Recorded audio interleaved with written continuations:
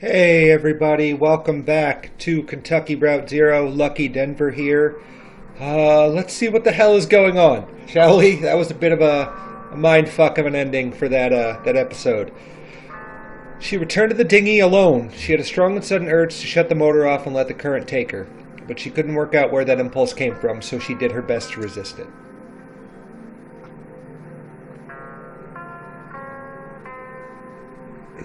She met a family of 5 on a flat-bottomed skiff. She met a guitar player pedaling a floating bicycle with his dog in tow. She met a flower salesman on a raft, and she met a painter of shipwrecks. She met a painter of shipwrecks. He never worked from photographs, so his paintings could be divided into 2 categories. There were the ones he painted from life, and the Echo River was a very good source for these because its currents were so unpredictable and the tunnels so dark. He rendered these in oil paint by lamplight, working for hours cross-legged on the porch of his houseboat/studio.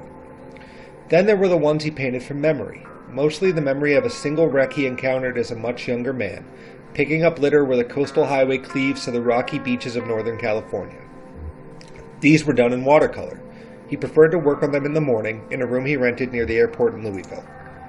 He had some postcard-sized sketches in charcoal, too, of the Iron Pariah. It wasn't a wreck exactly, but it felt right. He tried to scribble one down every time he encountered it, though it was so unpredictable and he was so focused on details. He usually just ended up with a handful of inscrutable marks. Let's talk to the flower salesman. They floated alongside in buoyant pops, bobbing untethered. He corralled them with a long pole and a stream of small adjustments. She leaned out over the water to get a closer look. He'd just started work for the day, so his stock was full. He pushed a few bouquets her way. First was a rustic bundle of mums. He suggested it would make an appropriate apology bouquet. Next, a simple mixture of snapdragons, made to look wild. She thought it looked eager, and he agreed. Finally, a rustic mass of blue-petaled flowers of many different types. He said it was for a particular kind of person. If it didn't remind her of anyone in specific, she'd better move on. He drifted away with the current, pushing his flowers along with the raft. She met a guitar player pedaling a floating bicycle with his dog in tow. He said they took turns. The water was cold and the floating bicycle, while technically marvelous, wasn't quite buoyant enough for the both of them. Swimming is hard work, the hardest work the dog had ever done, he expected. They'd been traveling this way for most of the night, struggling through the icy water, stopping to recover when they could find a rock large enough to start a small campfire. He had his belongings stuffed into a weathered guitar case at the end of a thin rope. It floated pretty well, so he only had to keep an eye on it and occasionally free it from a rock or some driftwood when it was caught on. She invited him to ride away on the dinghy. He appreciated the offer, but they weren't in a hurry. She gave in, shut off the motor, and floated for a while. Then she knew what she'd been craving. A moment of silence. Oh, this game is getting emotional, guys. Thanks for coming along for the ride, quite literally. Hard to believe we're nearing the end. It's kind of surreal to me. And while I look forward to moving on and doing something new and all the new things coming, I really appreciate everybody who has enjoyed these videos and stuck by them and basically listened to me read you a bedtime story, because that's what this game kind of is in a sense. I like it, and I appreciate everybody who has watched these videos and supported them and made me feel really good about continuing to do sort of oddball stuff like this in the future. Even if I do bigger stuff or different stuff, I want games like this to be a part of the channel for as long as there's a channel. And we're just floating along here. I'd like to figure out what the hell happened to Conway. That was a little sad for me, as you can tell. So, I just can't believe we're at the end almost. We got a little bit more to go, and after that it'll be something new, and hopefully people will look back on these fondly, because I think I will. I don't know what my channel would have become had I not decided, early in January 2020 to play Kentucky Route Zero. So, who would have thought this would be the game that changed it? But I'm glad it was. Let's head up these stairs. Oh, I can just hit this fancy little button here and I don't have to keep pressing everywhere else. Salmonitis.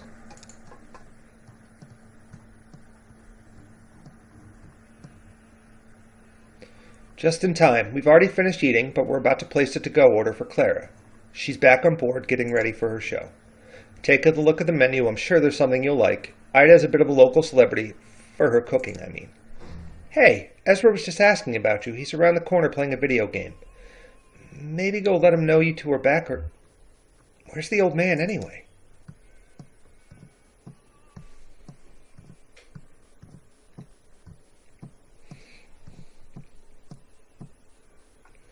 Oh, bad luck. You'll get it next time. Hey, you got a quarter? He's almost got this. It's true. Sure, I have 1/4. Thank you. So, where's...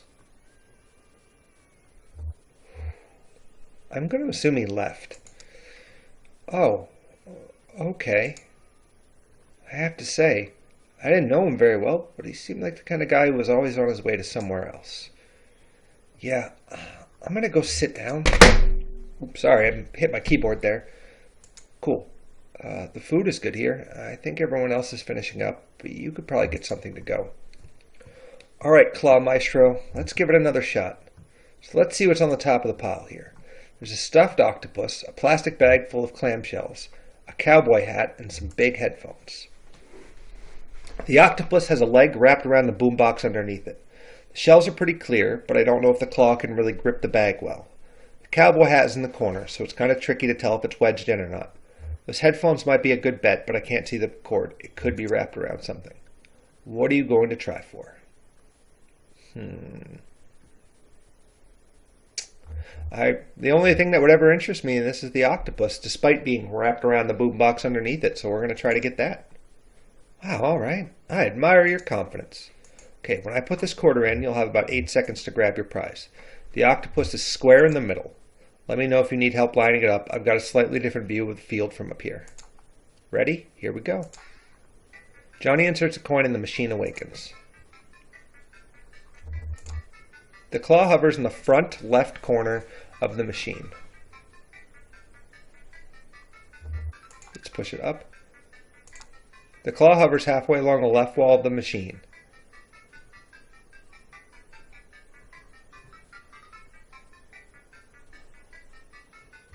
All right, let's push it right.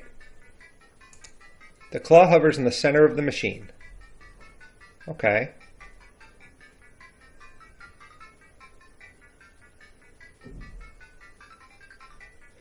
Let's check and see if this looks right. Yeah, looks good to me. Go for it. Cool. Let's speed this up a little bit. Let's push the button to drop the claw. The claw drops. It grabs the octopus. The octopus is it's attached too securely to a plastic boombox beneath it. It slips from the claw's grasp. Oh, no good. I had a feeling that octopus was a little too comfortable in there. Hey, listen. It sounds like that old man you were following around. I guess he had to leave. Is he okay? Yeah, he's okay. I mean, I'm sure he could be better, but I don't think we need to worry about him. Anyway, I don't know what kind of plans you have now, but if you need help figuring out your next move, you can always talk to me and Miss Junebug. I just wanted to make sure you knew that. Know that. Could I keep going with you? Hey, I've got no objection. We have a pretty ad hoc thing going on, me and Junebug. I'd have to talk to her, but I bet you're welcome to tag along for a while, if you're into it. Hey, maybe we still have time to poke around this place a little. There's some pretty wild stuff in here. Oh, man. This has definitely been a journey.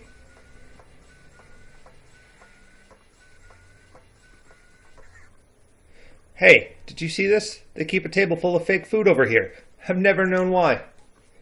Actually, I think it might be real food, coated with shellac or something, preserved. Oh, and look, this tentacle-looking thing is half-eaten. It's someone's meal that they didn't finish. Sorry, I said that like there was an exclamation point at the end, but it's a question mark, but you guys get the point. I dare you to take a bite. You first. Okay. Whoa, hold on, I'm just kidding. If Sam and Ida preserved this half-eaten meal, it must have been pretty important to them, right? Maybe it belonged to someone they care about, like a beloved uncle, and he had a mid-meal stroke, so they kept it in his memory. Yeah, like these sunflower seeds my folks left behind. Oh, I'm sure your folks are fine, though. Are you worried about them?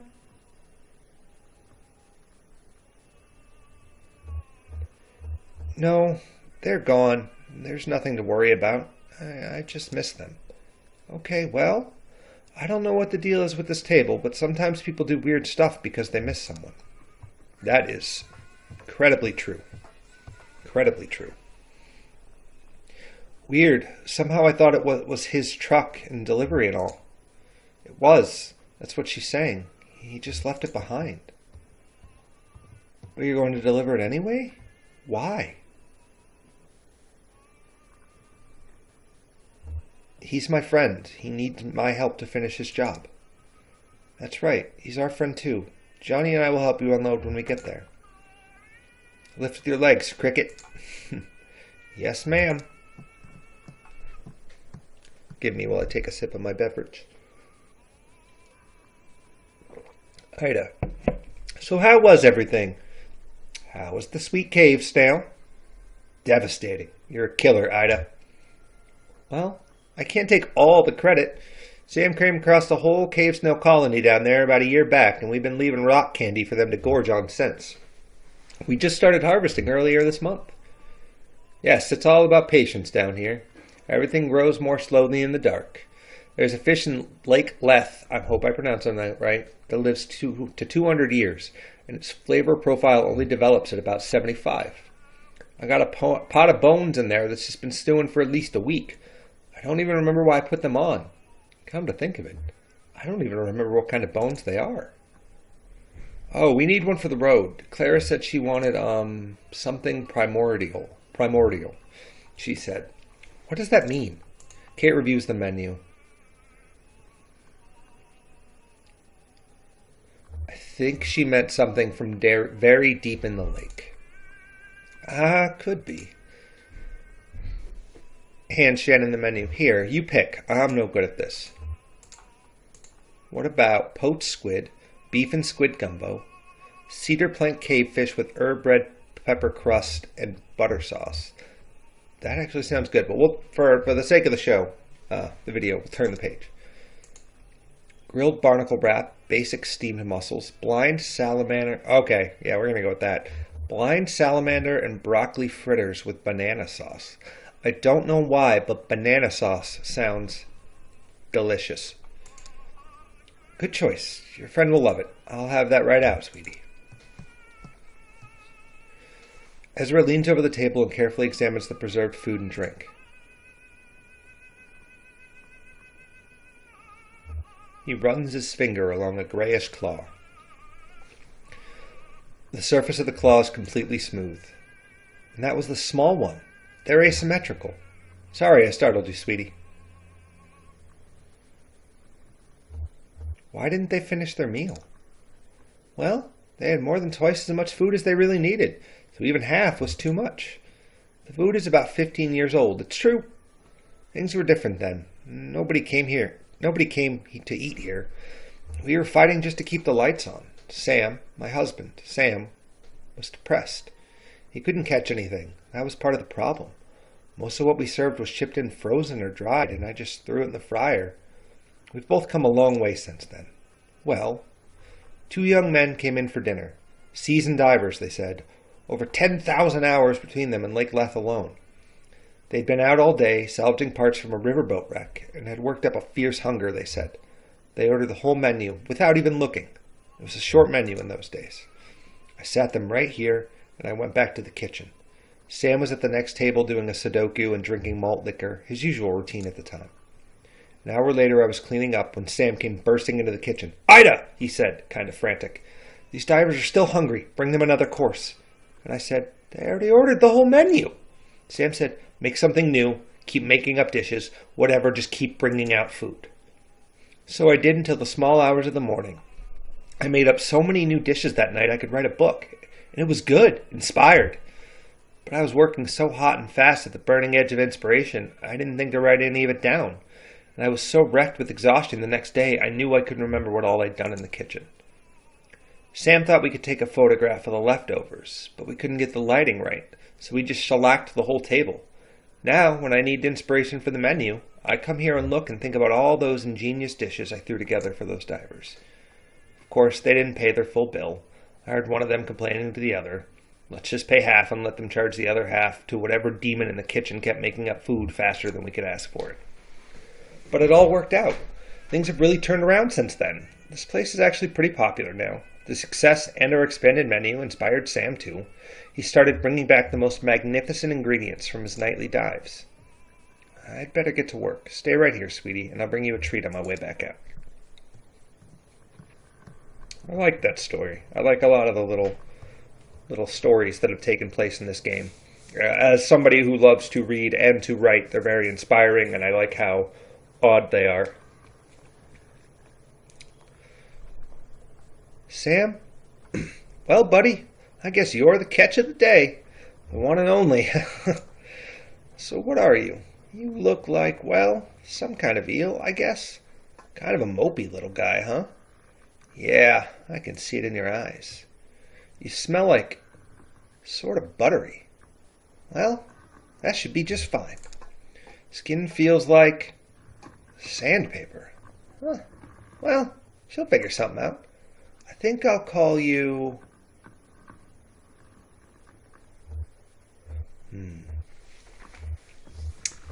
Cold Silent Rich Eel. Blue Eel, because we like Blue the dog. Welcome to Salmonitis, the one and only blue eel. I hope you enjoy your stay. I mean, not too much. Have you ever seen a creature like me before? You were pretty far down there. I wouldn't be surprised if I'm the first, except there were 2 divers who went before me, long ago. Maybe that was before your time. How old are you anyway? I wonder. Stayed here once, back in the bad old days. 2 young guys. Could have been brothers, maybe. I was over in the corner with my coffee and crossword. I hadn't been able to catch a thing, so I'd have just fried up something from frozen. Well, these guys were hungry enough to eat it and asked for more. And they did at least as much talking as eating. See, like I said, they were divers. And like I said, they might have been brothers. They had a kind of rivalry going on between them or something. Ida was about to write up a check, but I slipped calmly and quietly into the kitchen for a minute and told her to just keep bringing out food. I figured they wouldn't notice, caught up in their boasting as they were, and I wanted to listen. They went back and forth for hours about all the deep and dangerous dives they'd been on, new tunnels they'd discovered, all the weird creatures they'd encountered at the weirdest depths of Lake Leth. It was like a dance, no, like a boxing match. Each story went deeper than the last, and I listened to every word of it, memorized every description of every tunnel and diving route they discovered. That's my map now, you see. For 15 years, I've been using routes those 2 young divers discussed right there at that table. Yeah, I could write a guidebook to the depths of this lake, but I don't dare. Someone would steal my good diving spots, and then where would we be? See, people come here from all over to try our daily catch, because they know it's unique. Ain't you proud? Since I can't write any of it down, I just preserve the table where they had their meal so I can look at it to jog my memory. Like they were eating pickled crab when they talked about the shipwreck full of salamanders. Pretty clever, huh? It's my own secret code. Well, I'll be straight with you, Blue Eel. There is one feature of this arrangement that I find unsettling. In fact, I lose a decent amount of sleep over it. I told you those boys were competing, right? One-upping each other? I mean, each getting wilder and more adventurous as they traded tales? Well, I navigate mostly in the dark down there, just going by touch and a kind of mental picture I can construct from their detailed boast. And every time I explore a new diving spot from those recollections, I have to weigh it all against the risk that I'm heading right into a dangerous falsehood. One of those men could have felt for a moment like he was losing some ground in their little duel, so he could have slipped a fake one in there. Maybe told a fib about some dive he went on and found a colony of blind shrimp living in a discarded refrigerator. And when I get down there, my diving bell cracks open on a sharp rock where he said the fridge would be. And that's the end of Sam, of Salmonitis. To be honest, that possibility puts the fear of death in me every time I touch water. Whew, that's another intriguing tale. I love the dueling perspectives of her and him. Hey, Sam, good haul tonight? Well, we'll see what she can make of it. Yeah, pretty good, I think. I had some trouble down by the narrow tunnel. Some kind of fast-growing freshwater barnacles just about sealed it up. I picked away for half an hour before I gave up and went around the other way. But I got the catch of the day. That's the important part. That's what people travel for. What's the catch today? This here's a blue eel, mopey, sandpapery old eel.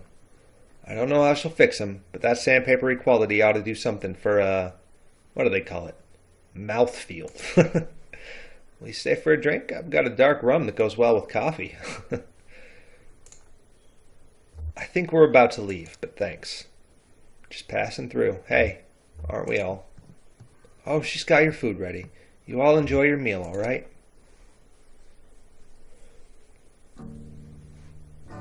Oh no, the feelings are going to come, aren't they?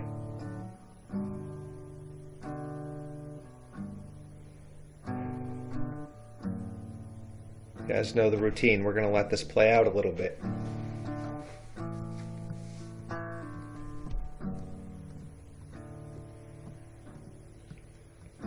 This world is not my home.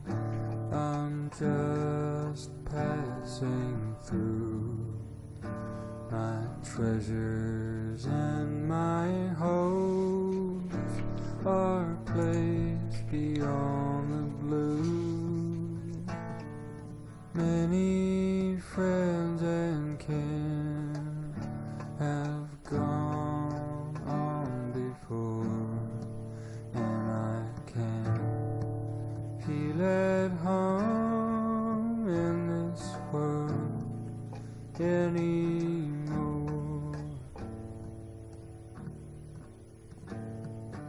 Oh Lord, you know I have no friend like you. If heaven's not my home, oh Lord, what will I do? Angels beckon me to heaven's open door, and I can feel at home in this world anymore. I have a loving mother up in glory land, and I don't expect to stop until I shake her hand. She's waiting out for me in heaven's open door, and I can feel at home in this world anymore. Beautiful. Oh Lord, you know I have no friend like you. If heaven's not my home, oh Lord, what will I do? Angels beckon me to heaven's open door, and I can feel at home in this world anymore. Wow. Just wow. Whew. Let's check on the dog. Ooh, that song just scratched the dog behind the ear. She finds a small twig worked into the hair of the dog's neck, the dog's size. She smiles at the dog. All right, guys, we're moving on.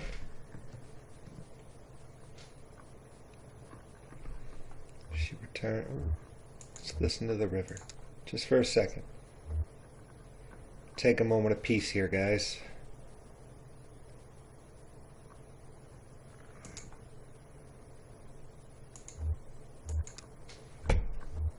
Back on the boat.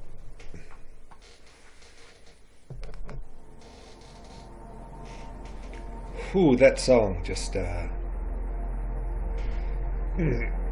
it's really hard.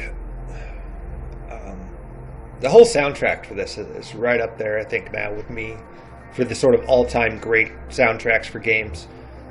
See that? Just looks like a swirling mess of garbage, doesn't it? Well, that's what it is. I don't know why trash seems to collect right here of all the spots on the lake. It's always been that way. Everyone just navigates around it, like it was an island or something. Look closely, you can see some wood scraps from the old canoe rental shop. Gemini Canoe and Firewood. The place was run by twin sisters, Cassie and Paula, I think. This was years ago. They used to rent out canoes to tourists, campers, pilgrims, folks like that. They must have had some kind of deal with the distillery. You'd always see a couple of Hard Times boys posted up in the dock, peddling small bottles to their customers. Cassie and Paula worked those old canoes to death, wrung every penny out of them. They'd only take one out of commission when it was truly demonstrably dangerous, and you couldn't get a refund unless your boat was visibly taking on water. The side business in Firewood was a stroke of minor genius. Yeah, this cluttered place makes a decent local museum. It's as good as a history as I could ever tell. We arrived at the small houseboat neighborhood that sometimes hosted concerts for the pleasure of its residents, where Claire was scheduled that night to perform.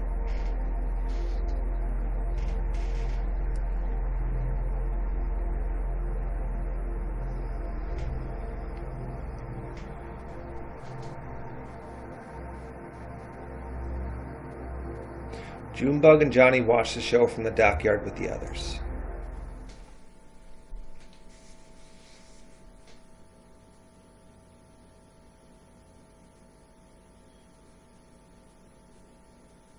A neighborhood.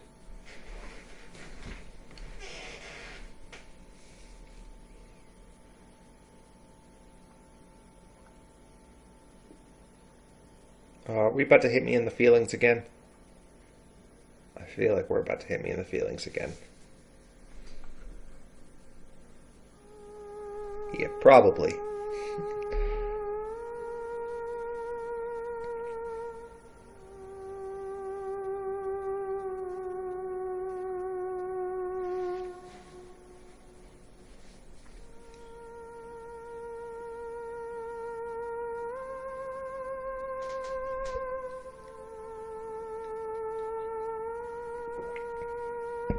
Oh.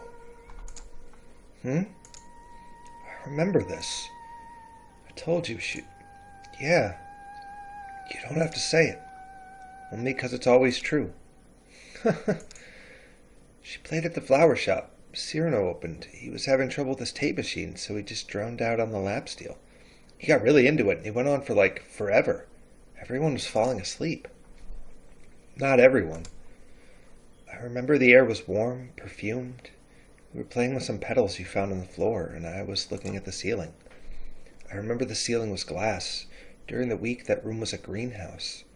I don't know where they put all the plants when they had bands in. Maybe outside if the weather was nice. It was nice that night. Warm. Smelled like spring. I remember the folding chairs, so uncomfortable, but I guess it was their only option. They had to pack everything up during the week so there'd be room to display the flowers. Wow, look at Ezra. He's wrapped. Yeah, he's really into it. So, we were talking about him earlier at the gas station? Sure, I haven't forgotten, Cricket. Cool, yeah, I know. Anyway, what do you think about Ezra traveling with us for a while? We were in the back.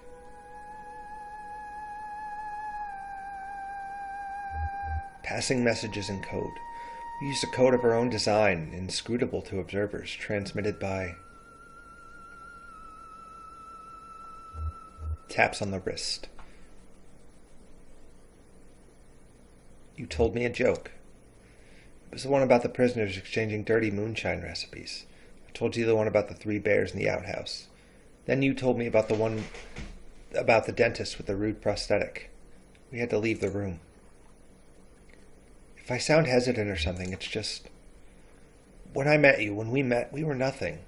Just these little gray shadows, and we grew and filled in, but we did all that together. Ezra, sure, he's just a kid, but he's already a person. What would that do to our system, our chemistry? We stepped outside into the warm night air. There was a horse tied up in the parking lot. You wanted to go find him some food. We wandered between some low houses and came out onto an empty street. Hey, I got the masters for the new record back from Laser. They're okay, but What? You listen to them without me? You were at the pet shop. I didn't think I could tear you free. Oh, okay. Anyway, there are a few spots where the strings distorted a little, and the whole thing has way too much reverb. But overall, it sounds pretty good. The new drum machine fits right into the mix. Nice! The only question is how to do it live. I can't control the drum machine and sing and dance at the same time, and you've got your hands full of guitar. There was a playground across the street. We found a shoebox by the swing set. You wanted to open it. So did I. So you opened it, and there was that toad. You put him in your pocket, and he traveled with us for 6 months. What a charmer. We got back to the greenhouse just as Clara was tuning up. She relaxed her shoulders, took a deep breath, raised both hands into their precise positions, and the room started shaking. Clara had a note that made the glass rattle in sympathy a perfect 2 octaves lower. She looked like a sorceress, tearing down the building with an effortless wave of incredible focus, coaxing the empty air into some kind of moaning, rattling demon. That's the thing about the theremin. It's the only instrument you never touch. You could see a wave of concern propagating through the greenhouse. People were looking up at the trembling glass ceiling, looking at each other to see if anyone else was worried, trying to catch Claire's eye and discern if she was doing it on purpose or not, if she were really trying to bury us all in glass. So how do you think we'll swing that, playing the drum machine live? Figure something out, maybe glue it to the back of your guitar. Oh yeah, or swap buttons out for foot pedals. Put the drums on tape beforehand like Cyrano does. Oh yeah, I guess we have a lot of options. Life is full of possibilities, Cricket. Yes, ma'am. It was a tense 5 minutes. We, the audience, alternated between fearing for our lives and lamenting hers that could have given her the kind of emotional experience to play this devastating song. Then slowly, gently, Claire's hands came to rest. The theremin went quiet, and the glass stopped rattling, and the room relaxed, unharmed.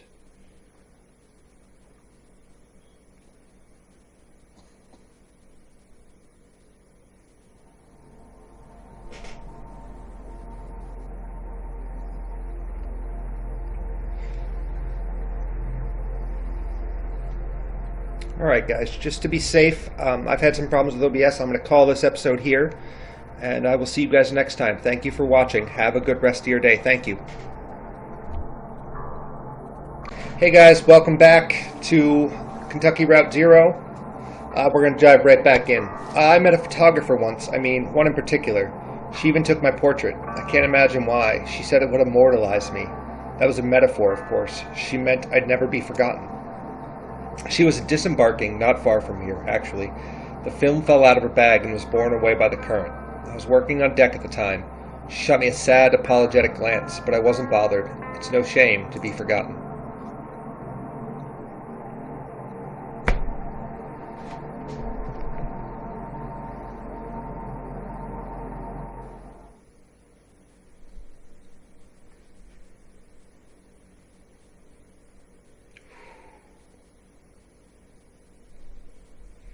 Silo of Late Reflections.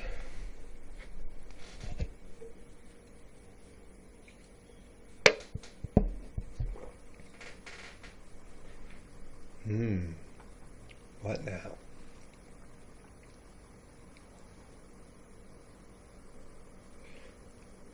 What's this place like? Dogwood Drive. It's in a small town, or I really don't know. Got the manifest the old man had in his truck here. Lisette's Antiques, mail order delivery, no return address, shipping address 5 Dogwood Drive, packing list, and then it's just numbers. I guess, the inventory numbers of the antiques he was supposed to be delivering. Anyway, I'm glad you're coming with us. Yes, I'm always eager to see more of the country. And I enjoy the company. I will have to find a bus or a train to get on to Nashville by evening. Well, they have buses everywhere, right? Or hey, I could drive you to Nashville. Seems I have a truck now, only how are we going to get it up? How are we going to get it up these stairs? It's quite a staircase.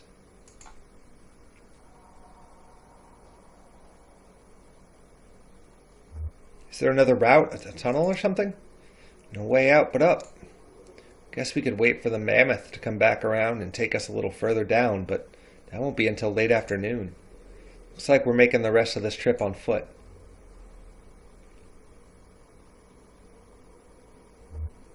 Is it safe to just leave the truck here? Sure. I don't think anyone but us could get it started again. All right, Cricket. Let's get this delivery packed and tied into bundles. We're hiking it upstairs. What's in there? Antiques, I guess. Antiques. Yeah, antiques are... It's like junk, but people will pay for it. Oh. Sorry, I guess you'll be taking the bus after all. It's okay. It'll be an adventure. Shannon sighs and stretches. Tired? Don't worry, lady. We're almost there.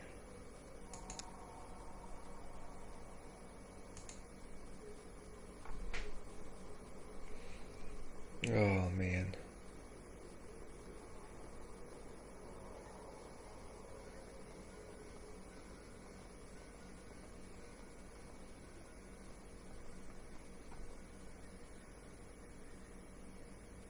This looks intimidating.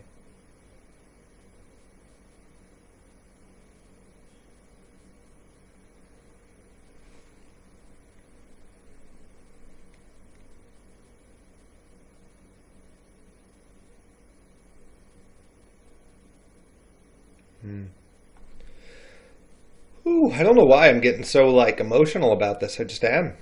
All right. Well, I will see you guys in Act 5. Thank you for watching and have a good rest of your day. Thank you.